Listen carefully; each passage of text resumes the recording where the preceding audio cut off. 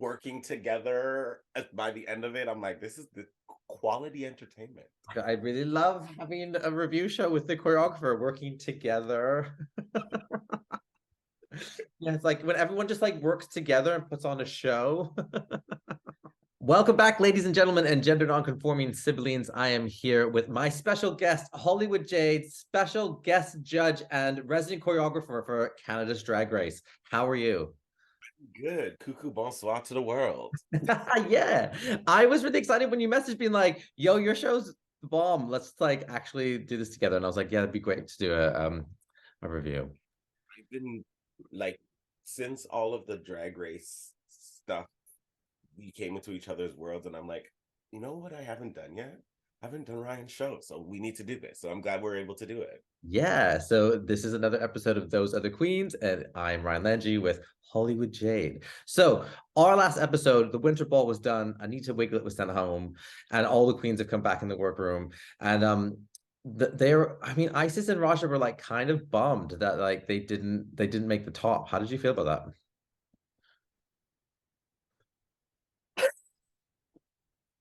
I have I think it's interesting that like the two designing girls, Hmm. but that also I think makes great TV, but there was no denying that Victoria Scone and Silky like ate that up, like beyond just design challenge, like the presentation of what they did was like top tier. And that just goes to show you kids, like it might not necessarily come down to the garment, it's how much you believe in what you have on, right? So Absolutely. I do agree that, like, I mean, Raja and Isis had consistently good runways, but then I felt like Victoria and Silky had two runways specifically that were just the best, and then they had like a slightly weaker one. So, like, I'm completely with you. It's just one of those things where I'm like leading up to the fact that you could just tell that there's like a bit of a bee in Isis's bonnet and about this, and so I'm just like interesting to start the episode off with that. But that I thought I'm not mad at who won, but I felt like I should have been one of them. right. And see, if I, and this is why I tell people all the time, like I could never be a contestant on any of these shows because Mm, I would be a shit disturber. I would be like, so who shouldn't have won? Who shouldn't have been there? And yeah. everyone would stop stirring the pot and not just me with a teacup. Yeah. Just start and be like, so how do you feel about that? And do you feel that way too? My ass would probably be safe. But coming from a dance background, like you must be like there is such stiff competition when it comes to like performance and execution. Like what advice would you give to people who like I guess did their best but didn't feel like it was the best? Um, push harder. Oh, like honestly, like the reality of what it is that we do in entertainment is you might feel like it's just you, but there are five other people at minimum on your heels, right? So like yeah. it's push harder. And one of the things that I have come to discover through working with artists and performers and drag queens is that not always are people giving 110%. Yeah. And then you see them give you 110%. And my thing is like, I'm like, why didn't you just start there? Because if you had started there, you wouldn't end up in the bottom. Like, you know what I mean? So it's like, Yeah. That's a very interesting point because like there are a lot of queens, especially in this episode, which we'll get to, where they're like, "Oh, this was my wake up call," and it's like, how do you wake yourself up before you go to realize that you're asleep? I I listen, don't know. If I knew the answer, I'd be a crown queen. the people need to understand too is like it's a condensed period of time and you're trapped in this world. And like my mindset, I would treat it like how runners and Olympians treat it. It's like it's training, Yeah, right? yeah, To to I think about this all the time too. yeah. Not two gays reviewing Drag Race going, it's training. It's just like Olympics. You like people say it all the time, like drag race is like the Olympics of drag, and It's like true. But I'm just really proud of your sports reference. that's twice. Look at me. but that's how I would treat it. Like, okay, for however long I'm here, there is nothing else but the end goal. And Yeah, like, true. need wake up calls. My wake up call was when I got casted. Like, you know what I mean? Like, Yeah, totally. I mean, when I was on my show, on the Big Flower Fight, I literally was like, it doesn't really matter what they put in front of me. I'm just gonna do the absolute best. And there are moments where they're like, 1 hour left, and we felt like we didn't have time. And I was like, that is just not an excuse. And even, I mean, I had that little like strap line of the guy who just like steals everything and just hoards all of it. And I was like, yeah, because like if I can move the fastest, if I can do the fastest, then that means that you can't compete with me. and like guys, like I get it, like because of fandom and the internet and everybody having opinions and thoughts, everybody wants to be kumbaya, but like, no, honey, we're competing for $100,000. Yeah. And that's why the UK Queen should work extra hard because they didn't have that here. So now in the mini challenge, we have Brad Goreski come down and he's like, oh, we're doing a new thing called Queenie Vids, which I feel like is a cute take on cameos. So all the queens have to get up in their like basic bitch influencer gear. And what were some of your highlights and lowlights of that? I actually was chuckling. Usually mini challenges I don't really care about. Honestly, it was Raja for me. I'm not even gonna lie. It was for me.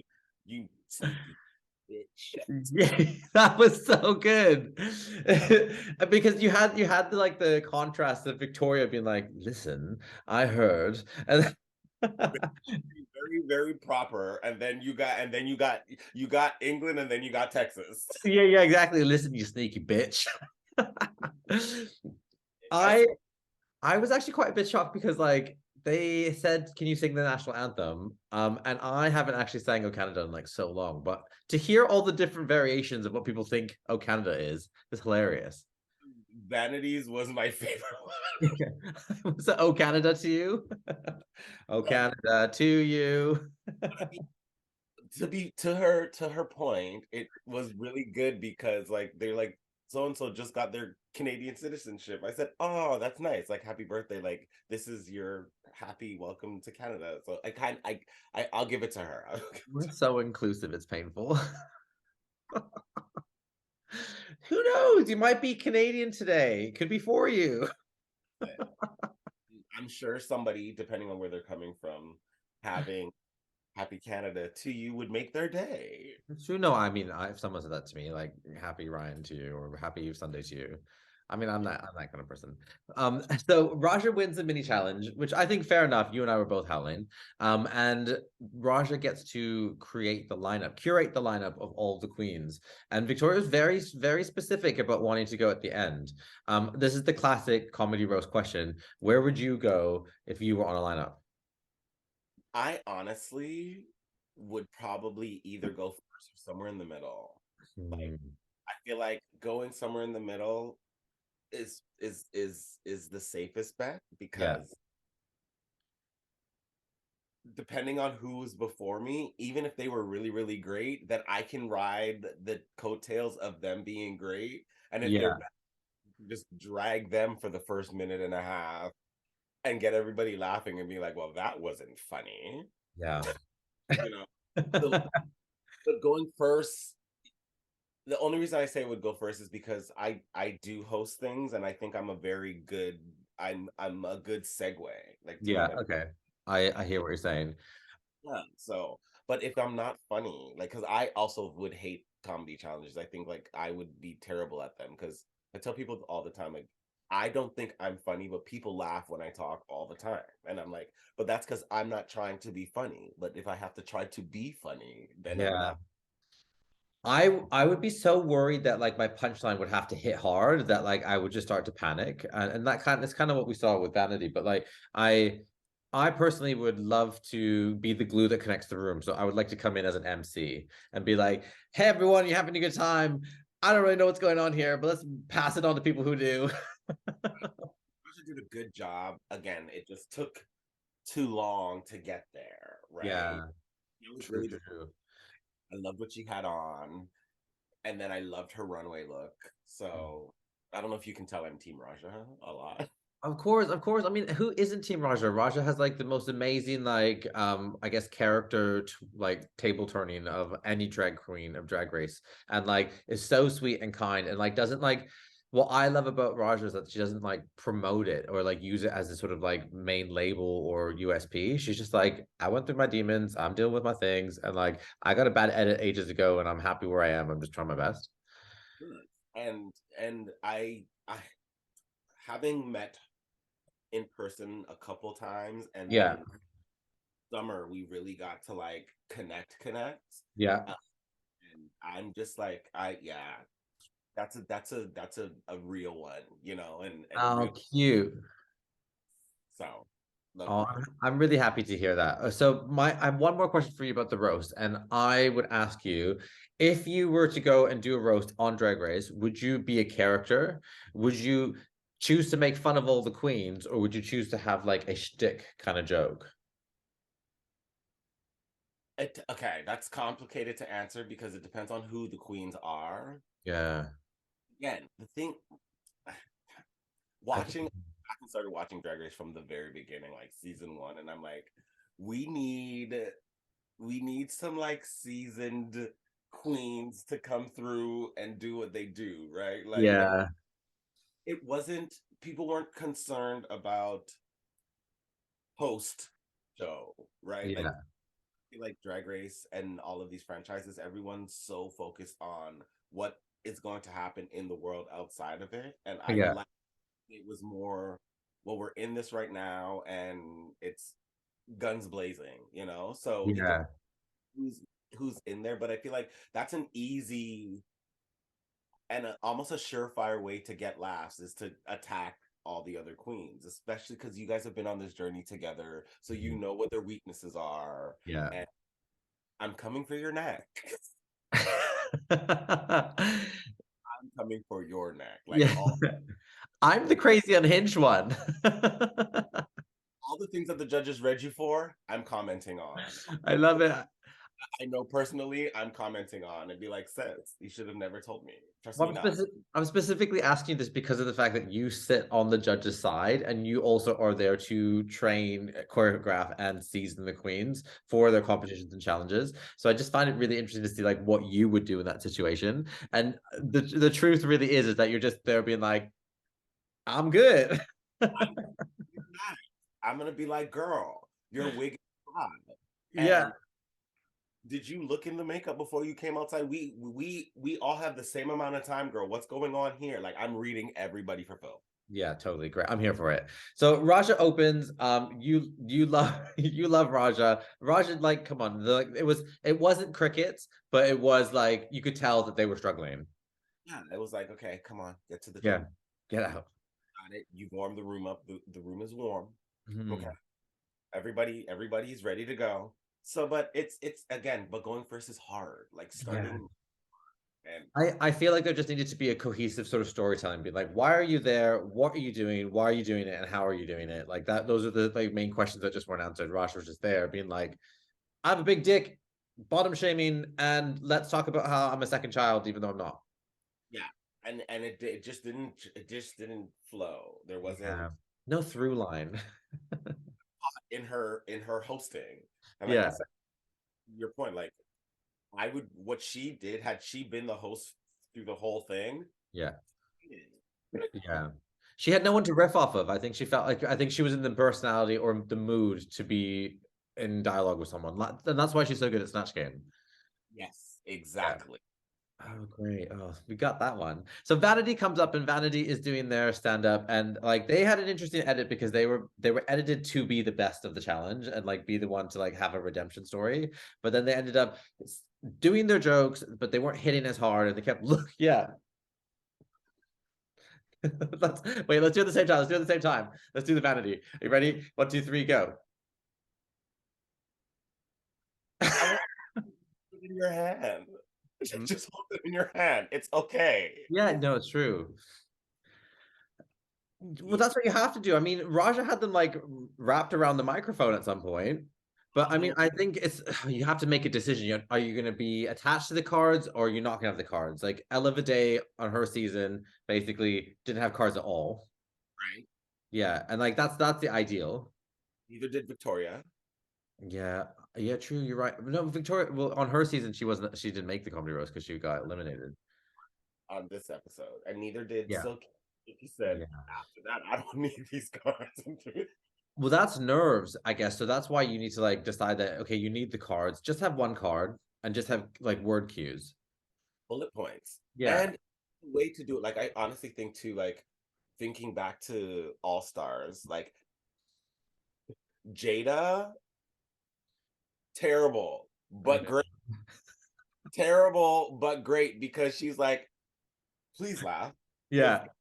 I'm doing terrible at this, which made Yeah. everybody, and then that made her more comfortable, and then she could continue. So it's like Yeah. finding your pace. And I something else I say to queens all the time, like because they announced like they were casting for the next season of Canada's Drag Race and all the jazz, and people like, do you have any advice? I'm like, practice. Yeah, true. It's not like none of this is a surprise at this point. Like there Yeah. is a formula to Drag Race. Take a dancing class, get some vocal lessons, write Mm. a song or two, roast people. Like there is a formula to this show, and like you can prepare for success. Yeah. Like I and I get it. It might not be your thing, but if you practice it beforehand, just apply it. You know what I mean? You're absolutely right. I think everyone in their wheelhouse has like a couple of like clunky dad jokes and some really good hit, like heavy hitter jokes that they pull out at a party. It's like just take that and build on it. Like no, you don't reinvent the wheel. Just like give people what they didn't know they wanted. And Roos does it all the time. Don't reinvent the wheel, honey. Like True. there is a format to this, and it's just about preparing. So Yeah. Prepare and having fun. Vanity, you could tell had good content, but just wasn't having fun. yeah, and was really like once she looked over for the first time, I said, "Oh, this is not gonna go well." I know. I was like, don't do it to her. Don't do it to my vanity because I love her. She's amazing. And Um, I'm really happy that like even when her talking to them, which I'm sure we'll get to, but like I'm happy that she's getting like to like spread her wings and like live like because she didn't get to live in on her season, and like I yeah. feel like finally getting to like show us who she really is, so Yeah, it's great. it's so true. I mean, when that season came out, people were just like, "What? Like, who's Vanity Milan?" And then Vanity was like, "I'm the one of the only colored queens on this season," and she wasn't just representing being a black queen; she was representing being a black queen from South London, and like that is a completely oppressed and marginalized type of like community, and so like they had to work extra harder just to be palpable, like. South London is a place that like a lot of us live and like hang out in, but like it's one of those places where like we we haven't allowed them to acclimatize in East London or London, and we're just like, oh, that's Peckham, it's Lewisham, that's like South London. Like it's like saying the Bronx. It's like having someone from the Bronx on Drag Race and not allowing them space to actually give the foundations or the building blocks of how what it means to be from there. Yeah, And so and I getting that now, like especially exactly. like them being it, yeah, it's I'm here for I'm rooting for everybody black. Yeah. So Rita Baga, Rita, speaking of black, Rita Baga comes up and starts doing her French stick. Which I have this whole like weird thing with the Canada and like obviously like there's Canada and French speaking Canada and the francophones, and I think that they are so underrepresented and they're often so dismissed. It's like there's a huge portion of them who are bilingual, which is incredible, and then us like singular English speaking like monolingual people are just like nah, English please. So I enjoyed it being opened with French. What did you think? I thought it was brilliant because of who Rita is, Yeah. right? I think it was probably funnier in person. I don't know if it translated well through the TV, but Mm. Rita is a funny person. Like, and Rita is a great host, right? Yeah. Like Rita, Rita is the queen of Montreal, like Period. queen of Quebec. Like when season one ended, everybody went off and was doing all of these drag race things. Rita said, "Let me just go home and rule this province." And so said, so done. So I love that she got to show some of home, you know what I mean? And Yeah, I like get you. special moment for her. No, I'm here for it as well. I also love the fact that anyone who wasn't on the Rita Bega train, as soon as she said, "You had your nap with Vanity, wake up," Yeah. I was like, okay, cool. She understands that she's not asking you, she's telling you to be in the room with her, which I Oh, thought was really great. that's what I'm saying about going in the middle. Like you see, depending on what happened before, you can literally just be like, well, that's done. Yeah. And it worked Yawn. for her, you know? So I was happy. I was happy that she got to do that for real, for real. Yeah, it was really good. It was good to see her, especially the week prior. She was like a bit like on the back foot. So it's nice to see her come in and be doing what she does best. The representation of like again, like it's Canada versus the world, right? Yeah, And it made it feel more international. yeah. And her being a Canadian queen, I'm like, True, being the only queen. I mean, we didn't even talk about the fact that Isis bowed out. I know. I mean, I'm obviously like there are so many reasons as to why someone would choose to leave. And you could tell that like I mean, I was saying at the beginning of this chat even that like Isis, you could tell Isis was already like up to here in a certain way. But like that was the conversation when they were just getting ready and like Silky's like, "Are you all right?" And then she was just like, "No, I'm not." She snapped a bit, and then just made a decision. That must have been really hard for her. I here's why it is hard, I think. And I don't think people really understand like being on the show is expensive, right? Yeah, Like spend thousands of dollars to put together these challenges and these looks and to have invested all that time and money and effort and then to be so depleted yeah, person, right? Like it's important to note that like Isis did this like back to back basically. yeah, There wasn't a huge window of space where she got to go and like experience real life. And I honestly think like her wanting to tell jokes about being on tour sort of probably triggered things inside of her. Is like, wait, I'm not well. Like yeah. I need time and space. I haven't looked at it yet, but it'll be interesting to see what the other girls think of her leaving because I know people had very strong feelings about her being in there to begin with. Yeah. Well, I was watching some BTS like YouTube universe stuff, and she was saying that like she was being asked to be in with a lot of encouragement in the actual show itself. And then was saying that like she was just getting exhausted from like I guess behind the scenes as well as being on it, as well as like having to do the best and supersede what they'd done the previous season, which wasn't that long prior. And yeah, and you're right. You won, honey. Like Yeah. that's a lot of pressure. Yeah. Yeah, it is a marathon. I would even say the type of winning is completely different. Like if Priyanka went on, did season one and one, which we love and we know, and then went on All Stars and then upgraded herself, great. She has room to grow and evolve in terms of her drag and her finesse. Isis came on and just slayed point blank period the whole season in season two, and then literally just like exited and walked straight back in. So like, Like, ooh, yes, exactly.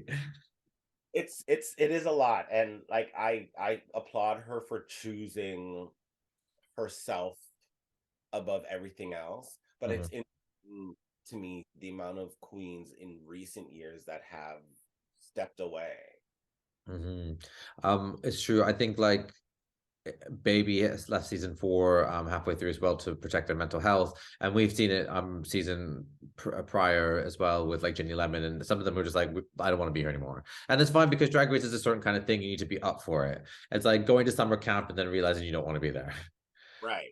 Yeah. And so I think with Isis, I think she could see that there was a different side coming out. Like the saboteur was getting bigger and it would just like ruin what's already been a great thing. So I think she did what was really great, which leaves Rita Baga as the only Canadian queen. I know. That's And and what great representation, you know what I mean? Like fair. One, I literally watched that finale like this. I was like, who's gonna win? Who's gonna win? Who's gonna win? Who's gonna win? Who's gonna That's win? true. You know what I mean? So Yeah. it's, and I think for Brita as well, like it's a good look for her. Mhm. I mean, now know that post this, she goes on to host her own show. Rita Baggage Drag Race. Listen, Rita, don't Rita's Bag Race.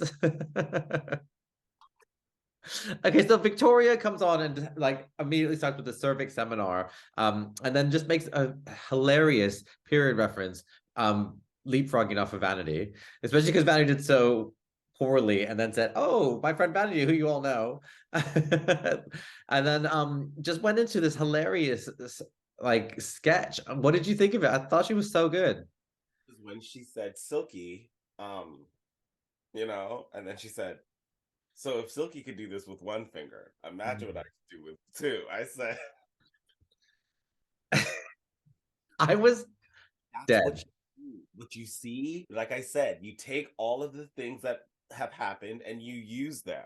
Yeah, Where she even, yeah, like fast forward to the lip sync, she was like, they came out on the runway, and I said, honestly, yeah, I iconic because when Silky did it for the lip sync, the previous episode, I was like, I was on the panel that episode yeah, when I was on the panel like this with her. I said, wait a minute, wait a minute, wait a minute, wait a yeah. minute, hate it. And Victoria wasn't gonna let her have it. She said, "You know what? I'm reclaiming my time." Yeah, I'm reclaiming my finger. If you're gonna finger me, I'm gonna finger you back. And even, yeah, it was great. And like great. And I think that's what I really appreciate about, and Victoria is really getting to see a fully realized version of her drag because we didn't get that on her season, right? Yeah, Like, and her humor and her wit and how quick she is. I'm like, yeah. yeah.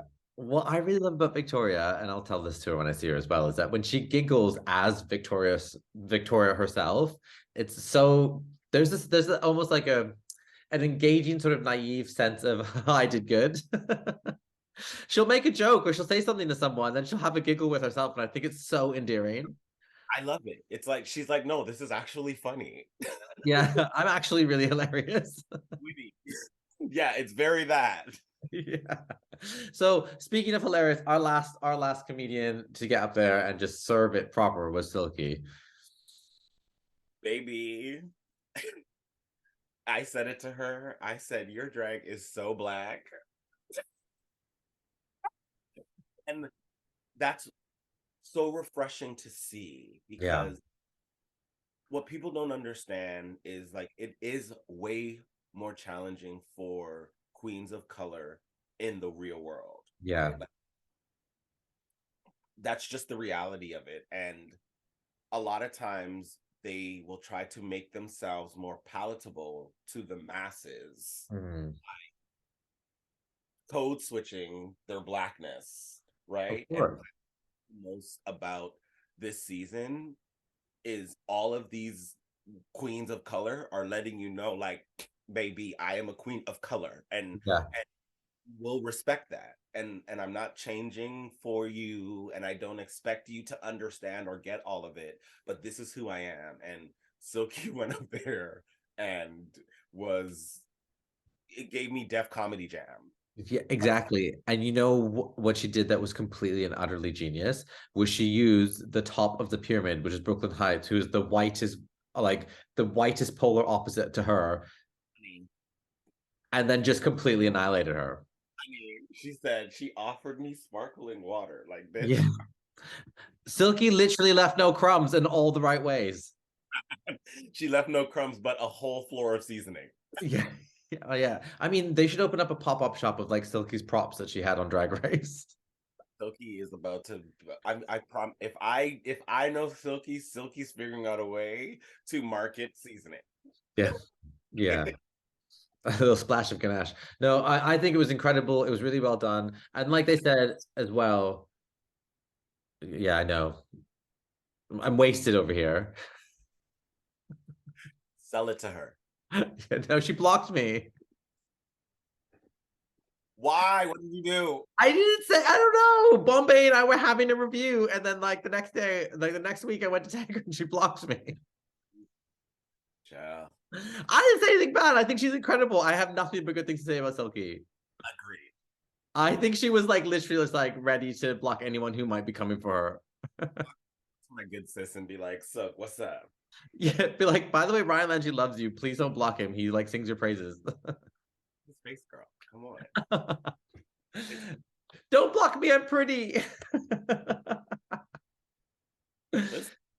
Okay, so we have the plaid runway, and everyone comes out with some pretty good looks. I mean, Raja does this Carmen Sandiego moment. Vanity comes out. Everything. Like Raja's that. Yeah. Raja looks was everything, but then Vanity came out and I was just like, you gave us the clueless reference we never knew we wanted. honey. Giving I was like, as soon as she walked up, I started singing Rolling with the Homies. Yeah, but Dion Davenport, even with the nose rings. All of it. The braids, the hat, like I was like, yeah. And she made it drag by accentuating the shoulder, Yeah. which I love a reference, but it should be an elevated reference. And she did that. It was very I'm good. not she's like, let's do Dion Davenport, but make it McQueen. Ate it. Ate it, Yeah. ate it, ate it, ate it. So impressed. We had Risa Beckett come out with their plaid, massive sort of circular hat and glasses. It was just like, it was intense. What did you think of it? I got what she was going for right away. It made me think of what's the movie with Reese Witherspoon? Legally Blonde. I don't know why when she came out, I was like, I could totally see Reese Witherspoon in this. Like, if they did like a drag version of Legally Blonde, the musical, Yeah. that's the It's like it's Reese Witherspoon Legally Blonde goes to Ascot. there you go. Yeah. But I wasn't really interested in the outfit. I thought it was cute and it was nice, but I wasn't really interested in it until Tracy said, "You look like Jennifer Coolidge in Legally Blonde." And then all of a sudden this whole White Lotus moment came in my head and I was like, this is exactly what she'd wear. This is why this is iconic. Now, like the timing of it is perfect. Yeah. It was so great. It was so great. And then Victoria came out with this asymmetrical number with this. It was like comme de garçon plaid, like the curvature of her body with that oversized sleeve was just genius. I I I didn't hate it. Oh. I don't know. I don't know. It didn't walk well. Like I think her standing there tens. It didn't move well. Like you It know what I did mean? have a bit of a finger foam puppet moment. Like there was a fold that didn't need to happen. Yeah, I get you. I do feel you. And that was my only negative to it. But like she looked stunning and like yes to the Lawrence Cheney of it all. Lawrence will love that. Lawrence loves to get referenced. Someone reference you in Canada, Lawrence. Our last but not least was Silky Nutmeg Ganache. I can't say anything because if she unblocks me, she can't hear me say anything bad. What did you think of the outfit? Compared to everything that came before it, Yeah. it was underwhelming. Okay. Did it meet the brief? Yes. Did she look beautiful? Absolutely, baby. When they close up on Silky when they were standing there, I said, "Bitch, your face is sitting. This ponytail is snapped." Uh, but looking at everything else that had come before it, it was a little underwhelming, and it was Yeah. Brooklyn. I would see this at a meet and greet. I was like, I mean, I thought that was a bit harsh, but maybe it wasn't. I feel like what Brooklyn did was tell on the girls and be like, "We wear things that we really don't care about to meet and greet." I think the root of this problem is that I don't think plaid translates into lame that well. So Mm. I think if you are going to go with plaid, it needs to be a thicker texture, and if as soon as you go into it like this sort of metallic lame, it just loses its plaid, a digital print. Yes. Come on. Listen, Yes. you better give the girls fashion reference. Yeah, where's my fashion degree? Jesus. Who am I? Aquaria? Okay, so we find out that Rita Baga say Victoria Scone and Silky are on the top, and it's between Vanity and Raja. Now let's begin the conversation about BLM. Heartbreaking. And Yeah. what I have to give credit to the editors, whoever edited this episode, because at no point in my mind did I think that nobody was going to go home. I was like, oh my God, what are they going to do? How are they going to choose? I was like so caught up in this elimination of one of these Black queens, and I was like, oh my God, what are they going to I do? know, you're right. And that it was Silky and Victoria again. I was like, oh my, like, they have one of them has to eliminate, or potentially could eliminate one of their like sisters from home. And I was like, what do you do? Yeah, I mean, what do you do? And I was so hyper focused on whether or not Victoria was going to back Vanity. I was like, am I going to have to be on the receiving end of a phone call from one of them being like, they can't believe the other person did it? Right.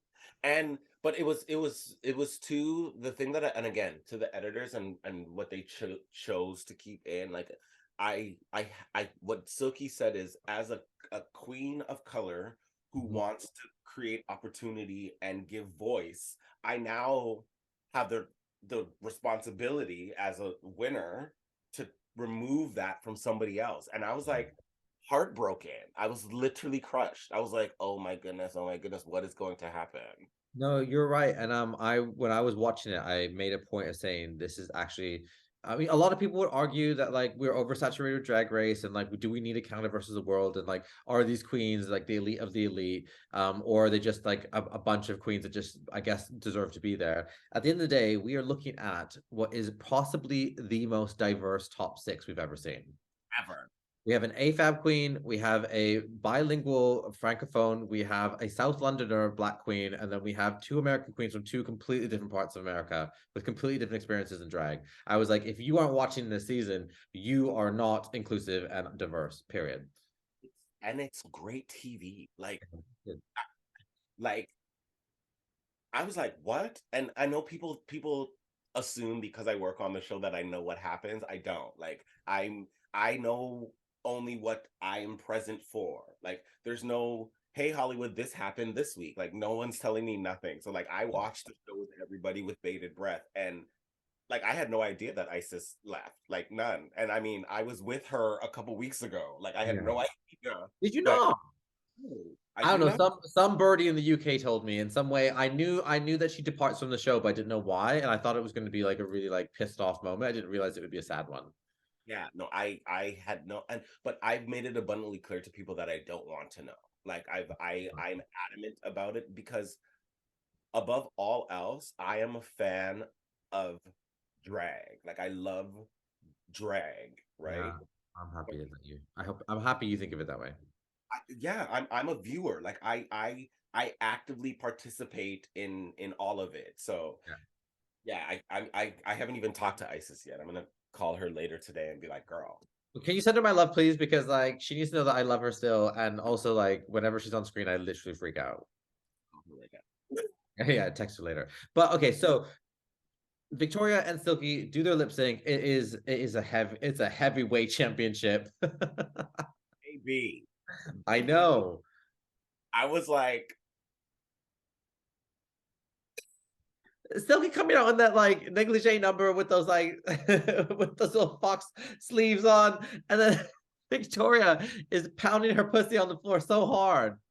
when Victoria popped the nails off and said, Yeah. your daddy don't know. I was like, you know what? You know, for all the lesbians out there in the world, this lip sync is for you. Yeah, exactly. This lip sync is sponsored by Kiss Nails. It was good. It was good. And like I loved I loved how I like lip syncs when the queens are like, we're putting on a show. Do you know what Yeah. I mean? Yes, we're battling each other, but we're putting on a show. So them working together by the end of it, I'm like, this is the quality entertainment. I really love having a review show with the choreographer working together. Yeah, it's like when everyone just like works together and puts on a show. I I can't help it. Like I honestly, sincerely cannot help it. Love it. It's like Hollywood Jade sign language. Very thing. Yeah. Well, we find out that Victoria wins, and Silky is like relieved AF. And then right before Victoria has to like make a decision, Brooklyn says that, by the way, no one's going home, which I was gagged. Never crossed my mind. Like Really? it did not. And normally, I would be like, oh, no one's going home because somebody quit. Like, but it never like until Brooklyn said it, I was like, oh my gosh, yes. Like I watched the episode on a flight yesterday. I was flying home yesterday, and I'm like, on the plane. I was like, wait, there's people around you, Holly. I could just imagine you doing that. And I was in this big fucking fur jacket, and I was like, oh, wait. I'm here for it. Luckily I didn't say it out loud, but I was like, yeah. There is an expression that Rita has on her face where she's like, this is the right thing. Also, the thing that I like about Rita is Rita's a competitor, okay? Yeah. Like Rita is a competitor. So in Rita's mind, she's like, shit, there's still another bitch that has to go home for me to win. I know it's true, but she got rid of Icy, so like she's like, okay, cool, I could just like take a half a nap. Yeah.